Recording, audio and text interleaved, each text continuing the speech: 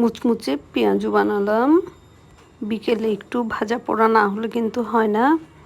আমি এখানে করেছি কি, গতকালকে সমপরিমাণ মসুর ডাল আর সমপরিমাণ খেসারি ডাল ভিজাতে দিয়েছিলাম একসাথে মিক্সড করে। তারপর ওটা আমি ব্লেন্ড করে নিয়েছিলাম।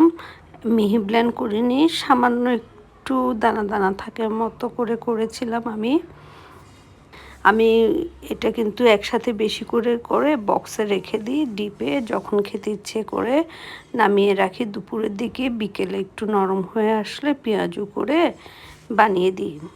ছোট বড় সবাই খেতে পছন্দ করে।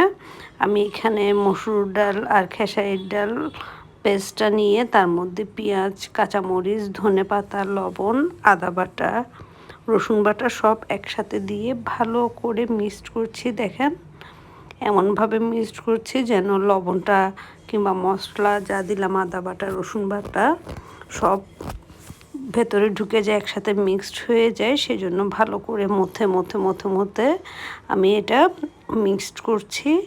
তারপর 5 থেকে 7 মিনিটের জন্য ঢেকে এক পাশে রেখে দিলাম যতক্ষণ না পর্যন্ত তেলের প্রিপারেশনটা হচ্ছে।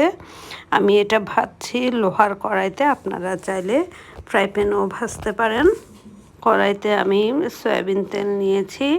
তারপর একটু গরম হয়ে আসলে, আমি এটা পুরোপুরি গরম করিনি, একটু গরম হয়ে আসলে ডালটা বড়ার আকারে, পেঁয়াজুর আকারে আমি তেলে ছেড়ে দিয়েছি।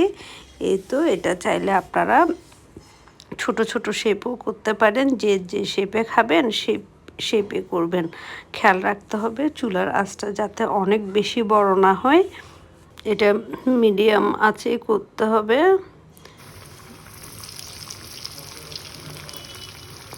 পেঁয়াজু ভাজার শব্দটা অনেক বেশি সুন্দর লাগে। এটা কিন্তু আমরা বারবার নাড়বো না। পিছনের পাশটা হয়ে গেলে, যখন একটু শক্ত হয়ে আসবে কিংবা উপর থেকে যখন কালার দেখা যাবে, তখন আমরা ওই পর্যায়ে উল্টিয়ে দিব। তা না হলে কিন্তু ওইটা উল্টানোর সময় ভেঙে যাবে। খেয়াল রাখতে হবে যাতে এক পাশটা শক্ত হয়ে থাকে। আমি একটু পেঁয়াজুর সাইজগুলো বড় করেছি। যার যেভাবে পছন্দ ঠিক সেভাবে দিতে পারবেন। আমার এত ভালো লাগে পেঁয়াজু খেতে। পেঁয়াজু গরম গরম এমনি এমনি খেতেও মজা। তাছাড়া অনেকে মুড়ি দিয়ে খেতে পছন্দ করেন। এক কামড় পেঁয়াজু আর এক মুঠো মুড়ি, এটাও খেতে অনেক টেস্ট লাগে। এ তো হয়ে গেল। বাসায় মানুষ কম বলে এই কটা ভেজেছি আমি।